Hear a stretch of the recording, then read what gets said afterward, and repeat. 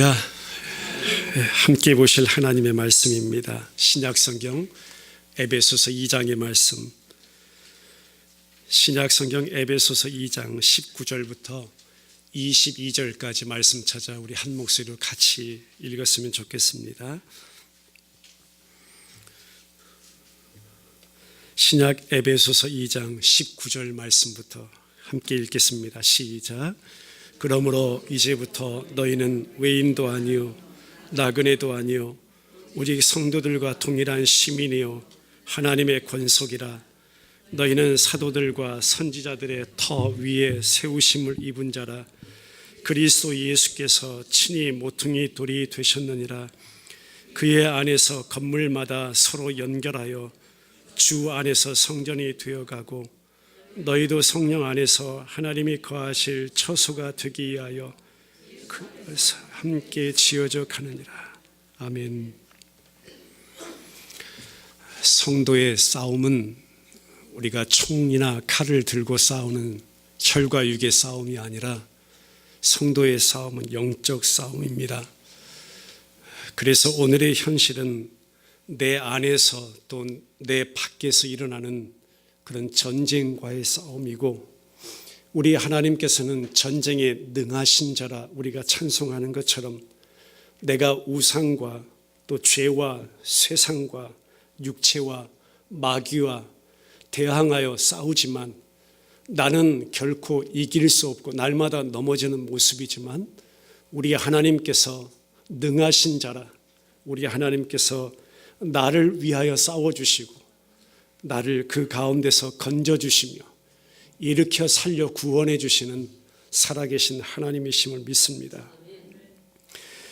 이 마지막 때에 참 마귀는 삼킬 자를 두루 찾아다니며 삼킨다 했는데, 그 가운데 우리를 보호해 주신 하나님께서 지난 한 주간도 저를 보호하셨고 우리 베델 지체들 형제 자매님들을 보호하셨음을 믿습니다.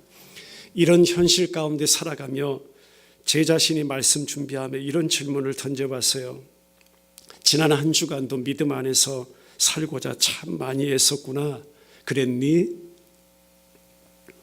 예수님 기억하며 복음을 살아가는 성도의 삶을 살고자 갈망하였니?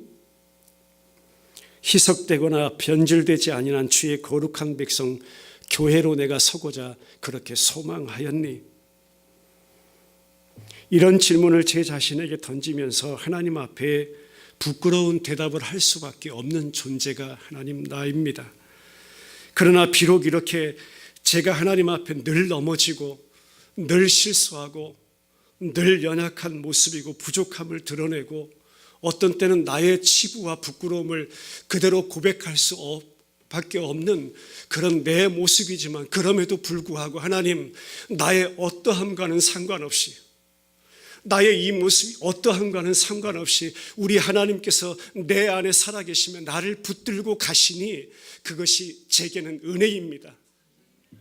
우리 사랑하는 성도님들 한 주간 그것이 은혜입니다 고백하며 함께 예배하는 귀한 시간 됐으면 좋겠습니다.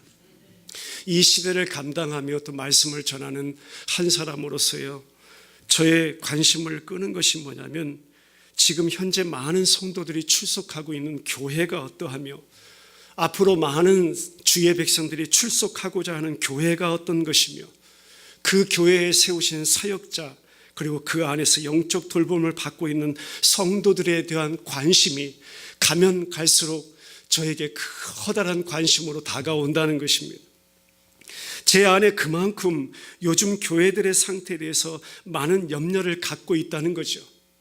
한번 따라해 보겠습니다. 교회는 이 땅에 단 하나 마지막 남은 소망이다.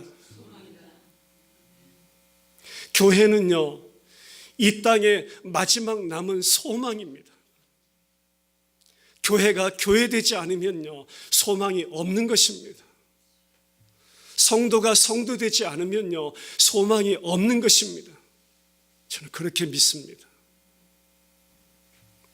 많은 성도들이 그 가운데 양육을 받아야 하고요, 많은 성도들이 그 공동체 안에서 생명을 얻어야 하고요, 하나님께서는 교회 공동체를 떠나서 나 혼자서 신앙생활 할 수 없다고 말씀하고 있기 때문입니다. 예수 그리스도 안에서 함께 지어져 간다고 성경은 말씀합니다. 그리스도 안에서 교회는 함께 지어져 가는 것이다. 그 안에서 성도들은 끊임없이 정기적으로 일정하게 하나님의 말씀을 공급받아야 하는 것이고, 그 가운데 말씀 가운데 성장해야 하는 것이고, 말씀으로 이 세대를 이겨나가야 하는 것이고, 말씀으로 주님과 날마다 교통하는 것이 성도의 삶이기 때문입니다. 미국의 유명한 강해 설교자라고 부르는 목사님 가운데 한 분이 존 메가더 목사님 계십니다. 그분이 목회자들을 모아놓고 설교하는 그 설교문 가운데 이런 말씀을 하세요. 안타깝게도 오늘날 교회나 또 목회자들이나 목회를 희망하는 사람들에게서 이 중요한 점을 찾아보기가 어렵다는 메시지를 던져줬습니다. 커다란 도전이 됐어요. 굉장한 공감이 됐어요. 아, 그렇구나. 나도 어느덧 이 중요한 점을 잊어버리고 살아가는 그런 사람이 아닌가. 그 말씀을 들으면서 다시 한번 공감하며 제 자신을 돌아보며 생각하게 되었습니다. 이런 차원에서 저는 오늘 말씀 나누면서요, 우리 베델 교회가 지난 30여 년을 달려왔지만 이제 앞으로의 30여 년을, 아니 주님 오시는 그날까지 미래를 성령 안에서 함께 조명하면서요, 성경이 말씀하고 있는 교회가 뭔지, 진짜 성경이 말씀에서 말씀하고 있는 교회가 뭔지, 그 진정한 메시지를 이 시간 함께 듣기를 원합니다. 교회는 한마디로 눈에 보이는 건물이 아니라 죄와 세상으로부터 불러내어 구원받은 하나님의 백성, 성도, 거룩한 무리가 교회입니다. 그러니까 우리 자신이 내가 교회네요, 내가 성도이네요, 내가 그리스도인이네요. 바울이 서신서마다 부르고 있는 내가 하나님 앞에 신실한 자네요. 나는 연약하고 나는 부족하지만 하나님이 나를 성도라 불러주셨네요. 나를 그리스도인이라 칭해 주셨네요. 나를 교회라고 세워주셨네요. 나를 신실한 자라고 칭해 주셨네요. 놀라운 은혜입니다. 그래서 에베소서 1장에서 바울이 하나님께서 그런 나 교회를 택하셨다, 예수 그리스도를 통해서 그런 나 교회를 구원하셨다, 2장에 와서는 그런 내가 이전에 어떤 상태였는데 그리스도 안에서 어떻게 내 신분과 지위와 특권과 그 자리가 변화했는가를 설명했죠. 그리고 2장 마지막 부분에 와서 예수님 안에서 그렇게 나와 우리가 교회가 변화된 그 지위가 무엇인가, 새로운 특권들이 무엇인가, 하나님이 그 교회 가운데, 성도 가운데, 아니 내게 부어주신 그 은혜의 풍성함이 어떤 것인지를 다시 한번 하나님께서 확인시켜 주고자 오늘 교회에 대한 세 가지의 성경적인 그림을 우리 가운데 말씀해 주는 거예요. 저 멀리 그 옛날 에베소, 저 한복판에 세워진 에베소 성도들에게 주신 말씀이거니와 오늘 이 워싱턴 스테이트의 시애틀 한가운데 페더럴웨이에 세워주신 이 베델 지체들을 향해서 하나님은 지금 말씀하고 계신 줄 믿습니다. 교회가 무엇인가? 한번 따라해 보겠습니다. 교회는 하나님의 나라이다. 아멘. 교회는 하나님의 나라입니다. 19절 말씀 이렇게 말씀하죠. 그러므로 이제부터 너희는 외인 아니다, 손님도 아니다, 성도들과 동일한 번영에 빠졌습니다. 하나님 나라의 시민이다. 동일한 시민이라는 것은 하나님 나라의 시민이라는 것입니다. 하나님 나라 하면요, 과거의 하나님의 나라, 그 다음에 현재의 하나님의 나라, 미래의 하나님의 나라를 성경은 세 가지 다 말씀하고 있어요. 뭐냐면 과거라면 과거 구약의 민족적인 이스라엘의 수장으로 신적 통치를 이루었던 그 하나님의 나라 있죠. 현재라면 어떤 것입니까? 침례 요한이 와서 설교합니다. 회개하라, 무엇이 가까웠느니라? 천국이 가까웠느니라. 그 하나님의 나라, 주님이 증거하셨던 그 하나님의 나라. 또 하나는 뭐냐면 주님이 가르쳐주신 기도 있잖아요. 주 기도문 가운데 말씀하신 것, 기도하신 것, 마태복음 6장 10절에 뭐가? 나라의 임하옵시며 뜻이 하늘에서 이루어진 것과 같이 땅에서도 이루어지라. 그 나라. 성경은 그러니까 과거에 하나님이 통치하셨던 그 나라, 침례 요한이 와서 선포했던 그 나라, 주님께서 나라에 임하옵시며 우리 가운데 임할 그 나라. 여러분, 이 세 가지의 공통점이 뭔 줄 아세요? 그것이 뭐냐면 한번 따라해 볼까요? 다시 한번. 하나님의 나라는 하나님의 통치와 다스립니다. 그게 여러분 하나님의 나라예요. 진정한 하나님의 통치와 진정한 하나님의 다스림이 있는 그 나라를 우리는 성경에서 하나님의 나라라고 합니다. 어떤 바운더리 한계를 정한 그 영토 관할권이 아니에요. 하나님의 나라는요, 하나님의 통치가 있는 곳 하나님의 나라, 하나님의 다스림이 있는 곳 하나님의 나라. 그러니 내 안에 하나님의 통치가 있다면, 내 안에 하나님의 다스림이 있다면 내 안이 무슨 나라? 하나님의 나라임을 믿으시기 바랍니다. 그래서 하나님께서는 자기 백성 안에 임하셨어요. 자기 백성을 다스리시는 것이, 오늘도 나를 그분의 통치 가운데, 그분의 다스림 가운데 이끌어 가시는 것이, 이미 내 안에 임한 하나님의 나라가 그런 나라예요. 지난 한 주간 앞에서 제가 질문 드렸습니다. 어떠셨습니까? 그 나라를 여러분 실제 삶 가운데 현재 now 이 시간 지금 경험하며 살고 계시는지요?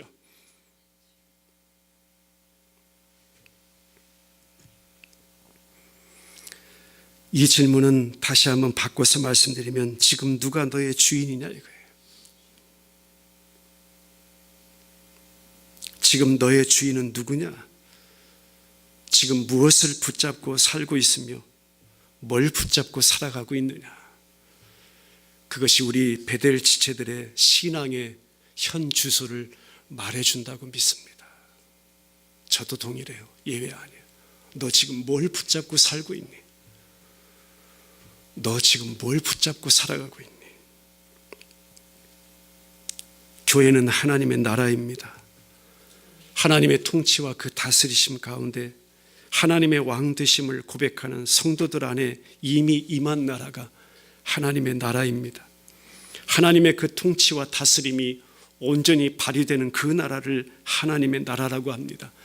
바울은 더 깊이 들어가서 로마서 14장 17절에 와서 그 나라의 내적인 측면을 이렇게 설명했어요. 하나님의 나라는 먹는 것, 마시는 것이 아니다. 눈에 보이는 것 아니라는 것이에요. 이 땅의 표면적인 것 아니라는 것이에요. 하나님의 나라는 오직 성령 안에 있는 무엇이라? 의와 평강과 희락이라. 의 되신 예수님, 평강이신 예수님, 희락 그 자체이신 예수님, 예수님이 내 안에 사시니 그 나라가 하나님의 나라야.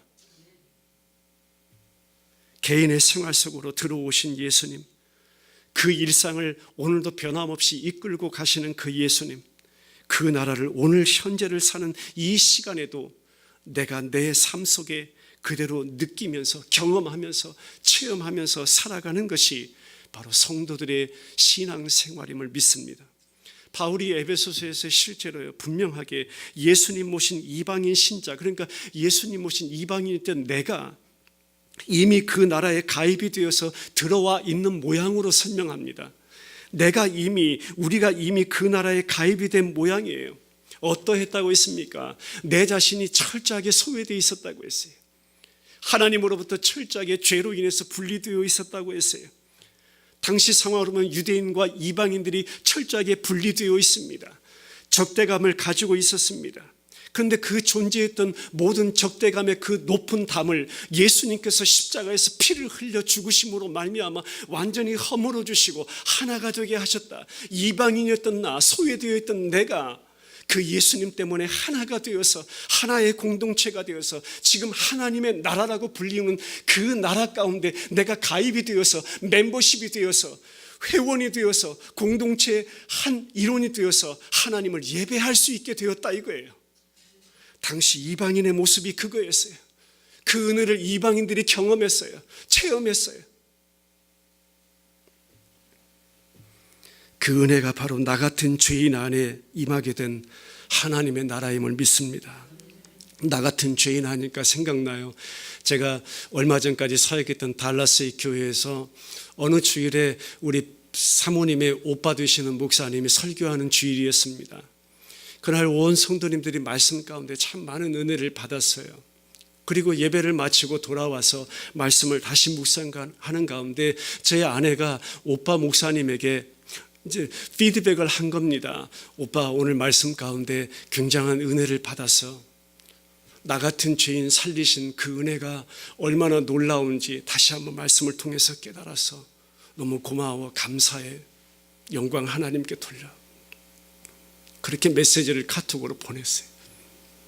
잠시 후에 오빠한테 다시 리스폰스가 온 거죠.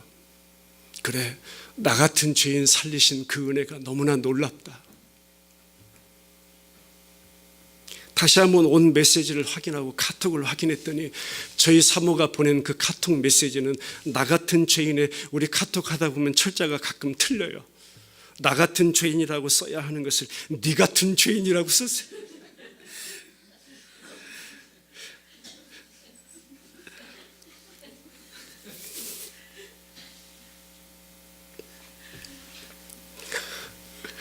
그 메시지를 보면서 얼마나 웃었겠어요.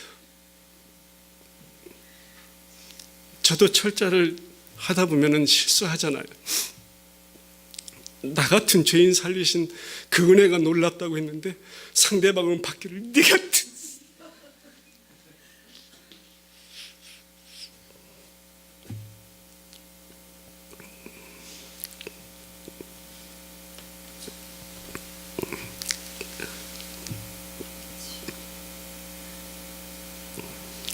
그 메시지를 보면서 그렇구나. 하나님 편에서는 그래, 네 같은 죄인을 위해서 내가 죽었어. 내가 네 같은 죄인을 위해서 십자가에 내 아들 달았어. 내 아들 몸 다 쪼갰어. 창 찔리고 피 다 흘렸어. 한 방울도 남지 않다. 내가 네 같은 죄인 위해서 그 구원을 작정하시고 그 구원을 이룬 것이야. 십자가로 나의 죄와 허물을 다 담당하시고 그 예수님과 함께 십자가에서 나로 죽게 하시고 말씀으로 약속하신 대로 사흘 만에 부활하심으로 예수님과 함께 다시 살아나는 그 놀라운 영광을 경험. 누가복음 17장에서 바리새인들이 물어요. 예수님 앞에 와서 뭘 묻냐면 우리가 기다리는 하나님의 나라 어느 때 임합니까? 그때 예수님이 이렇게 대답하세요. 21절에서 누가복음 17장 21절입니다. 하나님의 나라는 우리가 눈에 볼 수 있게 임하는 것 아니야. 너희들이 여기 있느냐 저기 있느냐 묻지만 하나님의 나라는 여기 있다고도 저기 있다고도 말하는 것 아니야. 그런 나라 아니야. 하나님의 나라는 어디? 너희 안에 있어. 하나님의 나라는 성도들 안에 있어. 지금 너희 안에 있다니까. 나 같은 죄인 안에 임하게 된 예수님, 그 예수님 모시고 사는 그 나라가 하나님의 나라야. 그가 교회야. 그가 성도야. 여러분 19절 한 절 말씀만 봐도요, 당시 로마의 그 상황과 역사를 우리가 되짚어 봐야 돼요. 뭐냐면 바울이 이 편지 기록할 때 어땠냐 이거예요. 로마 제국이라는 그 제국이요. 우리가 그 옛날 알고 있던 그 로마 제국이 어땠어요? 영토 말할 수 없습니다. 그 확장된 영토, 영광의 절정을 누렸던 것이 로마라는 나라예요. 세계를 통치했던 나라예요. 로마의 군대가 온 세계를 장악할 정도의 그 파워, 법을 집행했던 나라입니다. 가장 변두리에 있는 작은 도로라도 로마로 통한다는 거예요. 로마를 거치지 않고는 연결될 수 없다는 거예요. 그러니까 당시 사람의 눈으로 볼 때는요, 수백 년간, 아니 수천 년간 영원히 지속될 만한, 영원히 지탱할 만한 그런 것으로 보였던 것이 거대한 로마라는 나라예요. 이런 로마 제국의 화려함, 그 최고의 절정에 이를 때 바울이 이 에베소서의 말씀을 보내고 있으니 그것이 놀라운 역사 아닙니까? 뭐냐면요, 바울은 그 상황 속에서 우리 사람의 눈에 지금 보고 있는 그 로마, 그건 나라 아니다라고 말하는 거예요. 그러니까 놀라운 혁명이죠. 땅을 뒤흔드는 혁명과도 같은 메시지가 지금 이거예요. 그 나라 아니다 이거예요. 그리고 어떤 나라를, 눈에 보이지 않는 하나님의 나라를 지금 말씀하고 있네요. 너희들 안에, 내 백성들 안에, 내가 택한 자녀들 안에 지금 임한 나라, 그 나라가 진정한 나라야. 그 나라가 왕성한 나라야. 거대한 나라야. 진정으로 영원히 지탱할 그 나라야. 영원한 나라야. 혁명 아닙니까?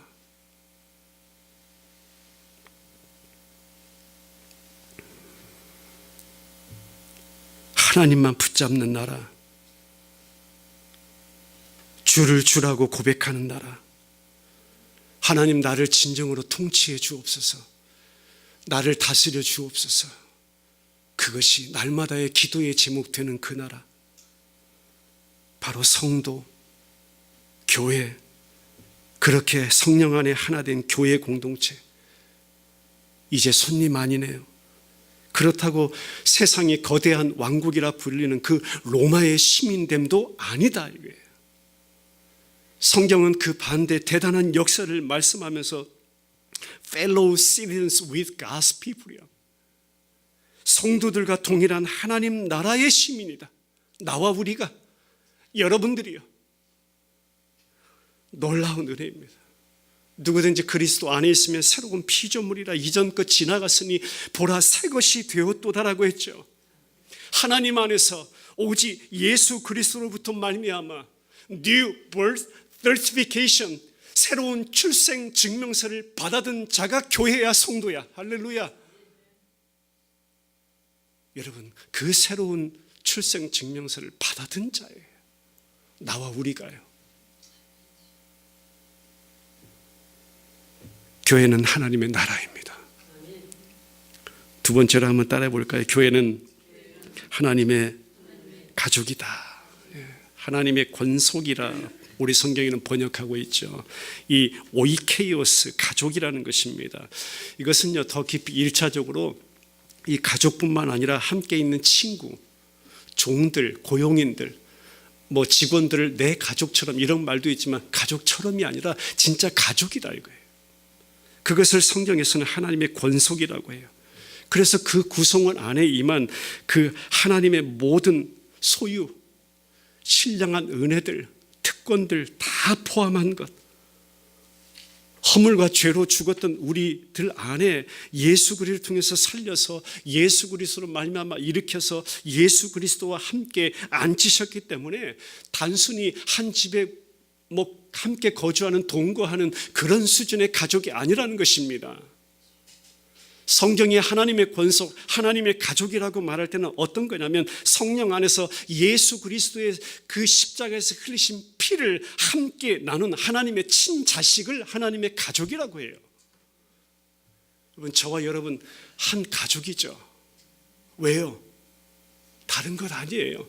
예수님께서 십자가에서 흘리신 그 피를 함께 나눠 가진, 함께 그 피를 나눈 하나님의 친자식이기 때문에 원바리에 한 몸, 한 가족이에요.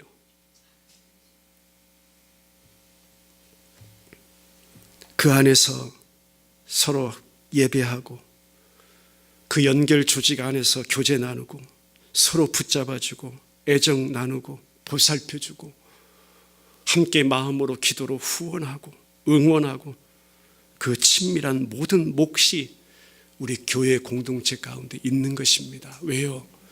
주님의 피를 나는 한 가족이니까. 아버지의 계획 가운데 오늘 이 한 자리를 차지하고 있어요. 우리 사랑자매가 예배의 그 한 자리를 차지하고 있네요. 우리 집사님들이, 우리 자녀들이, 우리 청년들이 한 자리를 차지하고 있습니다. 한 사람 한 사람이 예배자로 참여하고 있습니다. 이것이 은혜입니다. 우리가 지금 누리고 있는 은혜예요.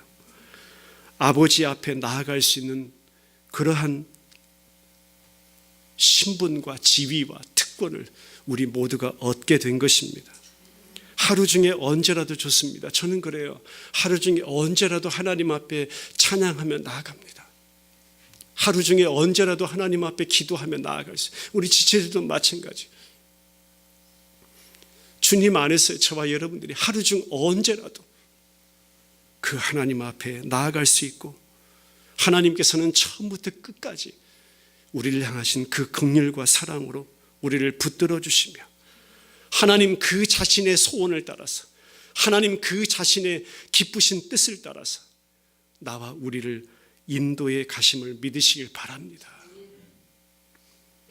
세 번째 한번 따라해 보죠. 하나님의 나라는 죄송합니다. 교회는 하나님의 성전이다. 성전하면 여러분 잘 이제 조금 감이 옵니다. 뭐냐면 에베소서 2장 20절에서 조심스럽게 바울이 발전시켜 나가는 말씀이 뭐냐면 성전이 될 한 건물을 말씀하죠. 그 그림을 보여줘요. 어떻게 보여주냐면 여러분은 사도들과 예언자들이 놓은 기초 위에 세워진 건물이며 그리스도 예수가 그 모퉁이 돌이 되십니다. 세번역 성경으로 조금 쉽게 제가 알려드립니다. 거기에다가 21절을 붙여요. 그리스도 안에서 건물 자체가 서로 연결되어서 주님 안에서 자라서 성전이 됩니다.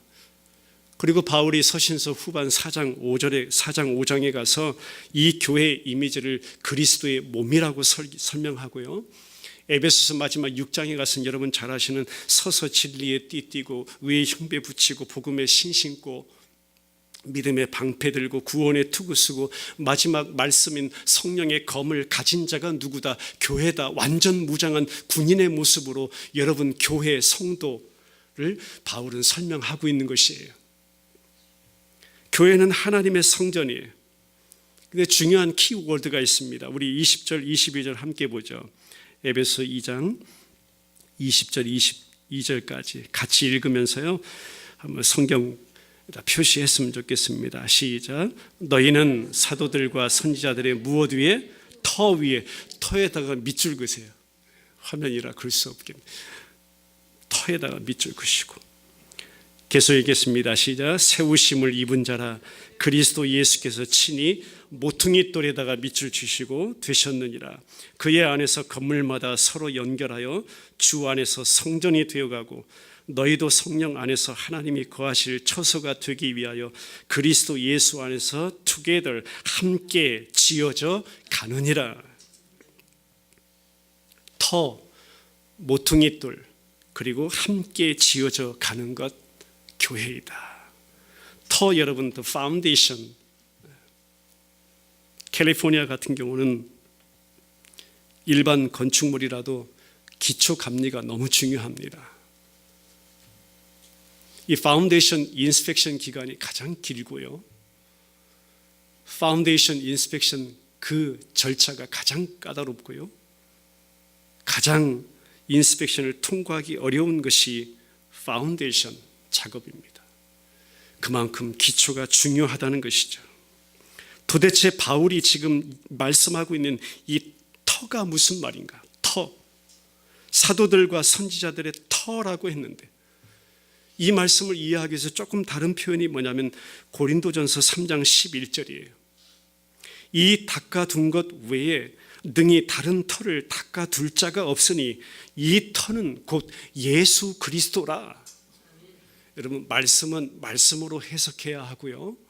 말씀은 말씀으로 풀어야 하는 것이 바른 것입니다. 성경은 분명 터를 예수 그리스도라 했네요. 아무도 이미 놓아놓은 이 터 예수 그리스도를 바꿀 수 없었고 그 예수 그리스도만이 나와 우리의 터가 되신다고 말씀해요. 예수님이 터가 되시고 그래서 베드로에게 말씀하시는 거지요. 내가 이 반석 위에, 반석이라는 것은 예수 그리스도 터를 말씀합니다. 그 위에 내가 교회를 세우리니 너를 세우리니 성도를 세우리니 이 말씀이 모든 초점이 그리스도께 맞춰져 있습니다.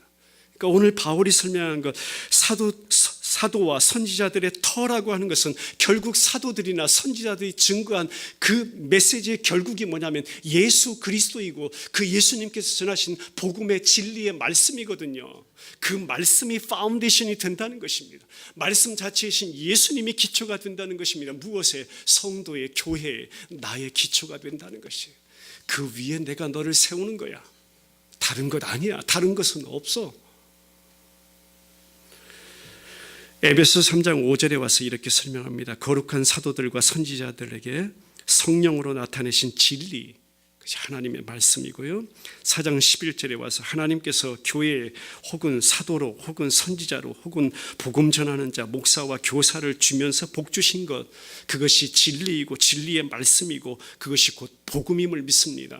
그 복음이 뭐냐면 교회가 끝까지 믿어야 할 것, 교회가 끝까지 붙잡아야 할 것, 교회가 끝까지 지키고 수호해야 할 것이 바로 그 복음이라는 것이에요. 그 위에 내가 너를 세울 것이야. 오늘날 연합합니다. 교회 연합, 기관들 연합, 소위 에큐메니컬 운동, 다양한 교파를 우리가 초월해서 한번 묶어보자. 여러 교회가 한번 연합해보자. 교파가 한번 연합해보자. 안 돼요. 왠 줄 아세요? 소위 그들이 말하는 연합의 그 수준이요, 이 성경에서 말씀하고 있는 진정한 연합의 수준이 아니기 때문입니다. 연합할 때 우리가 신중하게 봐야 되는 것이에요. 단지 몇 가지 공통 분모가 있어서 그것으로 인해서 가능한 것이 연합일까? 눈에 보이는 연합, 그런 거 아닙니다. 구조적인 연합인가? 되나요? 안 돼요. 중세시대에 많은 시도했던 연합의 모습들이 그거예요. 돌아보면요, 모든 시대를 통틀어서 그리스도의 몸을 위해서 저질렀던 가장 나쁜 일이 그런 연합의 시도였어요. 사람들의 시도요. 그런데 그런 차원 아니네요. 우리가 소유할, 또 우리가 소유하고 있는 진정한 연합은 단 하나뿐입니다. 참된 연합은요, 예수님과의 연합이에요. 나와 예수님과의 연합이에요. 그것만이 참된 연합입니다. 주님이 이루신 그 구속의 사역 중심으로, 그 구속의 사역 가운데 관통하고 있는 그 하나님의 뜻, 하나님의 긍휼, 하나님의 사랑, 그 기초 위에 세워주신 한 장 한 장의 벽돌과도 같은 존재가 여러분들 한 사람 한 사람임을 믿으시길 바랍니다. 건물 벽돌요, 한 장 빠지면 무너지게 되어 있습니다. 하나님께서 건물 벽돌 조금 모나게 튀어나온 부분이 있다면 하나님이 그거 깎아내세요. 그런데 모자라는 부분이 있으면 채워가세요. 그럴 때 견고하게 건강하게 세워지는 교회가 되는 것입니다. 하나님은 그 작업을 우리 파트너로 한 분 한 분을 여러분들 옆에 세워놓은 거예요. 그 가장 가까운 존재가 누군지 아세요? 바로 아내이고 남편일 것입니다. 자녀일 것이기에 가족이에요. 가족을 통해서 얼마나 나를 다듬어 가시는지 아세요? 가장 가까운 제 아내지만요, 트레이닝 파트너예요.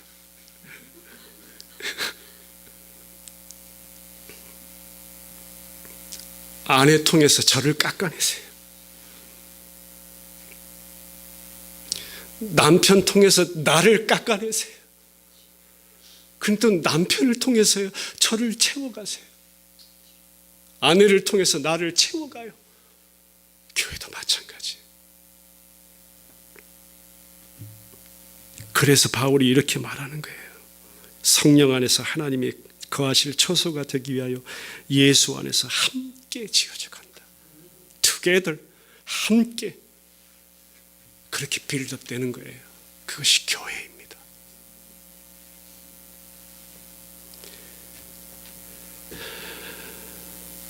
두 번째 뭐냐면 코너스톤, 모퉁이 돌입니다. 기초석이죠. 건물의 각 모퉁이마다 있는 기초석, 없으면 안 되는 거예요. 왜냐하면 건물을 고정시켜주는 일을 해요. 기초석이 있어야 벽을 세웁니다. 벽이 있어야 아치를 올립니다. 그것이 바로 기초석입니다. 구약 이사야서 28장 16절에서 이렇게 말씀합니다. 그러므로 주 여호와께서 이같이 이르시되 보라, 내가 한 돌을 시온에 두어, 시온 예루살렘입니다. 예루살렘은 교회를 말합니다. 교회 가운데 두어 기초를 삼았노니 곧 한 돌이여 귀하고 견고한 기초돌이라. 모퉁이 돌을 이 부분에서는 기초돌이라고 번역했습니다. 그것을 믿는 이는 다급하지 않게 되리라. 다급이라는 것은 불안하지 않게 되리라. 두려워하지 않게 되리라. 염려하지 않게 되리라. 그 말씀이에요. 시편 118편 22절에 건축자가 버린 돌이 집 모퉁이의 머릿돌이 되었나니, 이 말씀 인용하면서 예수님이 계속 말씀을 이어가는 것이에요. 마태복음 21장 42절에서 너희는 성경에서 이런 말씀을 읽어본 일이 있느냐? 집 짓는 사람이 버린 그 돌이요 무엇 되었다고요? 모퉁이의 머릿돌이 되었다고. 이게요 주님이 당하신 일이고 이게 주님이 이루신 일이에요. 우리 눈에 보기에는 기이한 일이다라고 얘기해요. 베드로가 이 말씀, 이 본문을 참 위대한 이미지와 연결시켜서요, 그 말씀 가운데 구약의 이사야 8장 14절을 추가해서 베드로전서 2장 6절로 8절에 와서 이렇게 선포하는 거예요. 같이 읽었으면 좋겠습니다. 베드로전서 2장 6절로 8절에 시작. 성경에 기록되었으되 보라 내가 택한 보배로운 모퉁이 돌을 시온에 두노니 그를 믿는 자는 부끄러움을 당하지 아니하리라 하였으니, 그러므로 믿는 너희에게는 보배이나 믿지 아니하는 자에게는 건축자들이 버린 그 돌이 모퉁이의 머릿돌이 되고 또한 부딪히는 돌과 걸려 넘어지게 하는 바위가 되었다 하였느니라. 그들이 말씀을 순종하지 아니함으로 넘어지나니 이는 그들을 이렇게 정하신 것이라. 그 코너스톤 모퉁이돌 기초석, 나와 우리의 내 안에 살아계신 예수님이심을 믿습니다. 당시 종교 지도자들, 또 세상과 죄인된 인간들 예수 그리스도 십자가에 못 박았습니다. 그분 거절한 거예요. 그분을 반역한 거예요. 하나같이 무능하고 절망적이고 무가치한 자, 그러했던 나를 우리 하나님께서는 구원해 주신 줄 믿습니다. 그러니까요, 오늘도 이 영수라는 목사, 내가 오늘도 하루하루 수고를 암만 해도요 주의 말씀하신 그 율법을 지킬 수가 없네요. 내 열심을 모두 드리고 내 흘리는 눈물을 하나님 앞에 모두 다 흘려도 하나님의 그 심판을 유보할 수 없으니, 하나님 어쩌면 그렇게 이 모든 것들을 통해서 나 같은 자를 구원하셨습니까? 내 죄를 속하여 주셨습니까? 그것이 놀라운 은혜로 다가오는 것입니다. 나를 성전 삼아주시고 교회의 모퉁이들 기초석을 예수 그리스도 우리 가운데 허락해 주시고 그를 믿고 의지하는 자로 세워주시니 감사합니다. 그 안에서 내가 구원 얻음이 틀림이 없습니다. 오늘도 확신하며 하나님 앞에 고백할 수 있게 하시니 감사합니다. 예수님이 내 안에 사시는 그 장막으로 나를 집 삼으셔서 거처 삼으셔서 처소 삼으셔서 내 안에 오늘도 예수님이 사시니 그 놀라운 은혜 감당할 수 없습니다. 베드로전서 2장 5절에서 말씀합니다. 너희도 산돌같이 신령한 집으로 세워진다 했어요.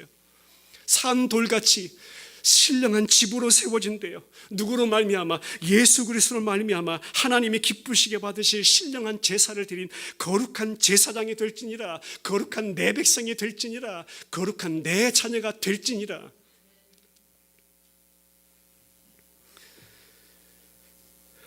말씀의 결론 맺기 원합니다. 놀라운 사실 한 가지, 이 하나님의 거대한 나라가요, 하나님께서 우리 눈에 보이는 이 땅 지어지기 전에 하나님이 작정하셨다고, 하나님이 나를 계획하셨다고, 예수님과의 관계 속에서 나를 그리스도와 부착시켜 놓고 완전히 하나가 되게 하셔서 나를 구원하셨다고 성경은 말씀합니다.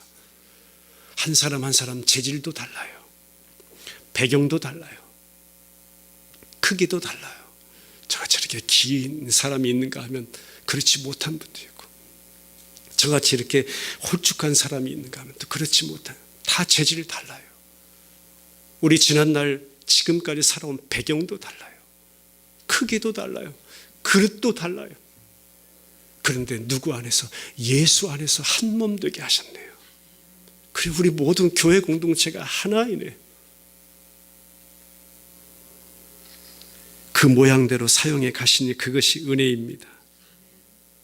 이 작업이요, 창세 전부터 시작해서 내려오신 하나님의 작업이시고, 주님께서 다시 오실 재림 때까지 계속되는 하나님의 작업이시고, 하나님이 결국 완성해 내시는 나와 우리의 구원 역사라는 사실을 성경은 창세기부터 요한계시록까지 말씀해 주고 있는 것입니다. 그 놀라운 신비, 그 엄청난 공정, 그 모든 것의 결정체가 바로 교회, 성도, 바로 여러분들입니다. 솔로몬이 열왕기상 6장 7절에서 눈에 보이는 성전 지을 때 그랬어요. 이 성전은 건축할 때 돌을 어디에서? 그 뜨는 곳에서, 돌을 그 짓는 곳에서가 아니라 돌을 그 뜨는 곳에서 이미 다듬었다. 그리고 가져와서 건축하였으므로 이미 잘 다듬어진 것을 쌓기에 건축하는 동안에는 성전 안에서는 무슨 소리? 방망이나 도끼나 모든 철 연장 소리가 들렸다 안 들렸다? 안 들렸다. 지금 여러분 나와 우리 자신을 볼 때 하나님 지금 제 안에 성전 짓고 계십니까? 소리 안 나는 것 같아요. 안 나요. 지금 우리 교회를 세워가고 계십니까? 소리 안 나요. 표시도 안 나요. 왜요? 방망이나 연장 소리 안 들려요. 이미 하나님께서요, 내가 너를 지목하여 불렀다. 내가 너를 창조해서 나의 주인은 하나님이야. 그 하나님이 이미 완성하신 그 구원을 이 눈에 보이는 역사 가운데 어떻게 이루어 갔느냐를 말씀을 통해서 우리에게 확인시켜 주시는 것이에요. 안 들려요. 지금도 변함없이 작정하신 그 말씀대로 내 안에 선한 일을, 우리 교회 공동체 가운데 선한 역사를 이루어 가고 계심을 여러분 믿으시길 바랍니다. 그것이 여러분들에게 소망이 되었으면 좋겠어요. 하나님 사도시대에 유대인 신자로 구성된 성전에 이방인 불렀어요.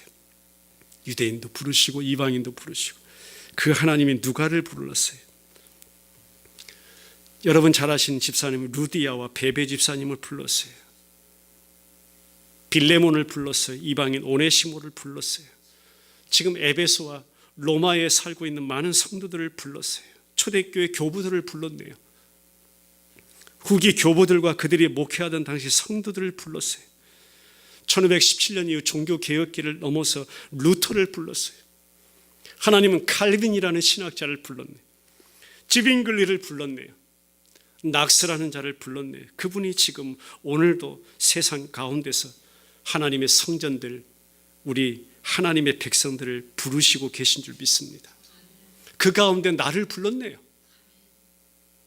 그 가운데 여러분들을 불렀네요. 하나님이 또 불러내시고 계시네요. 하나님이 하시는 일 가운데 이 일보다 더 중요한 일이 어디 있겠는가? 하나님이 지금 불러내시는 일을 이 세상 가운데서 하고 계심을 믿으시길 바랍니다. 주의 백성들을 다 부르시는 그날, 말씀대로 약속하신 대로 우리 주님 다시 오실 것입니다. 그날을 소망하고 있는 저와 여러분들, 이 한 주간도 하나님 그렇습니다. 그러고 보니 내가 교회입니다. 다시 한번 깨달았습니다. 그러니 주님 앞에 예배하며 이 시간 소망합니다. 내 안에, 교회 안에 진정한 회복을 허락하여 주옵소서. 우리 가운데 진정한 부흥을 허락하여 주옵소서. 그 어떤 것보다, 그 누구보다도 나를 이 시간 일으켜 주시옵소서. 나를 이 시간 회복시켜 주시옵소서. 내 안에 부흥의 역사를 일으켜 주시옵소서. 하나님 그 일을 이루시옵소서. 2017년 후반기를 이제 달려갈 우리 사랑하는 지체들 가운데 이 놀라운 회복과 교회의 부흥의 역사를 경험하기를 원합니다. 그렇게 베들교회가 드려지고요. 그렇게 베들교회가 나타나고요. 그렇게 베들교회가 부흥하고요. 성령 안에서 함께 투게더 빌드업 되어가는, 세워져 가는 역사가 우리 베들 지체들 가운데 경험되기를 주님의 이름으로 축원합니다. 축원합니다. 우리 함께 일어나서 찬양 드리겠습니다. 하나님, 이것이 우리의 기도의 제목입니다. 우리에게 소원 하나 있습니다. 우리 함께 찬양 드렸으면 좋겠습니다.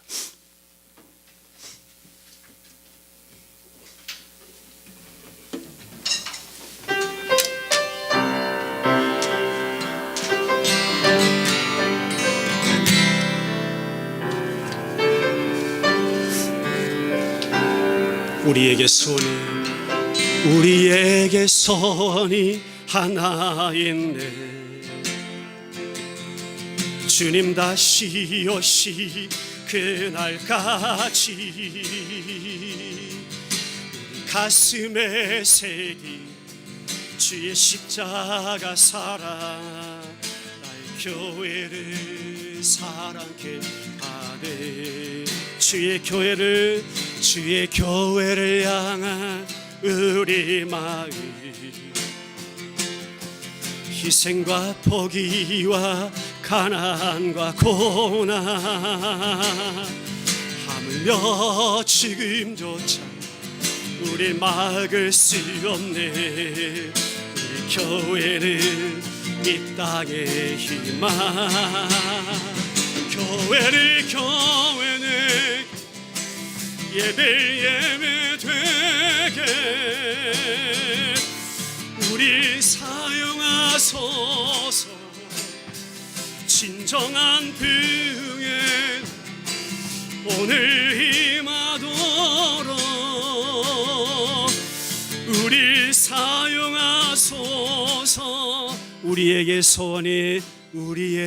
소원이 하나 있네. 주님 다시 오실 그날까지 우리 가슴에 새긴 주의 십자가 사랑, 나의 교회를 사랑케 하네. 주님 교회를 향한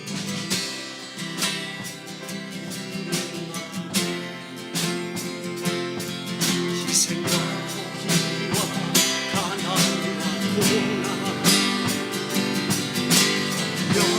여주님께서 우리 막을 수 없네. 교회는 이 땅의 희망, 교회를 예배 되게 우리 사용하소서. 진정한 부흥에 오늘 임하도록 나를 사용하소서.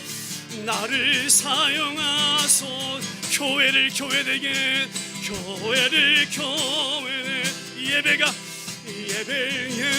되게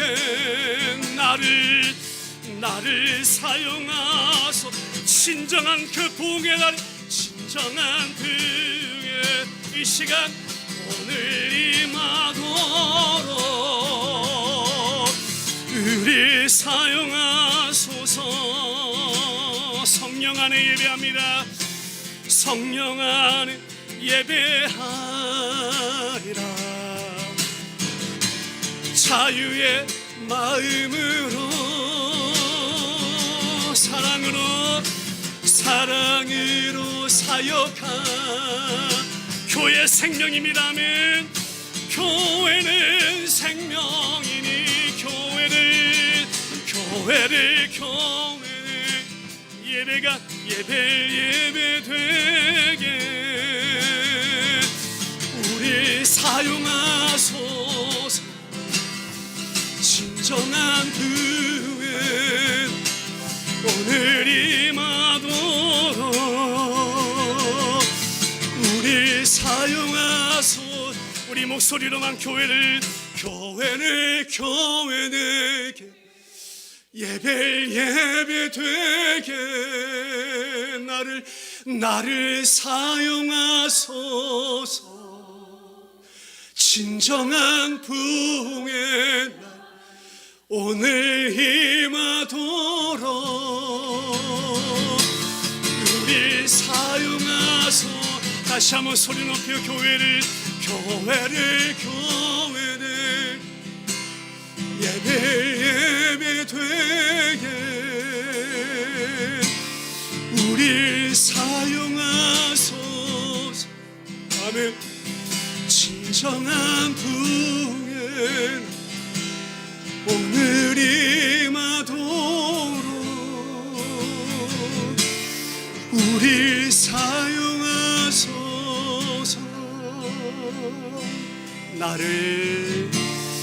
나를 사용하소서. 우리를 아멘. 우리를 사용하소서.